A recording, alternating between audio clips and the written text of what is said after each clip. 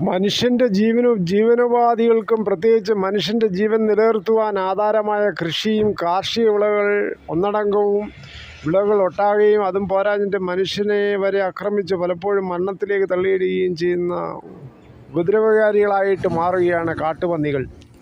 സുരക്ഷിതമായി ഭക്ഷണപദാർത്ഥങ്ങൾ വിളയിക്കുവാൻ ആവശ്യമായ നടപടികൾ അടിയന്തരമായി സർക്കാരുകൾ കൈക്കൊള്ളണം.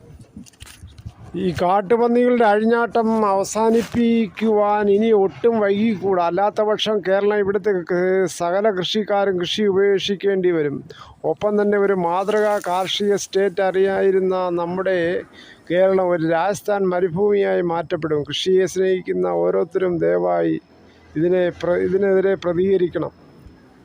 കാട്ടുപന്നി ഈ 4 മാസമായ പ്രായമായ ചീനിക്കമ്പ് ഇളക്കി കുത്തി മറിച്ച് അതിന് ചെറിയ ചീനി വേരുകളെല്ലാം ഭക്ഷിക്കുകയാണ്, നശിപ്പിക്കുകയാണ്. കർഷകർക്ക് തീരാനഷ്ടമാണ്.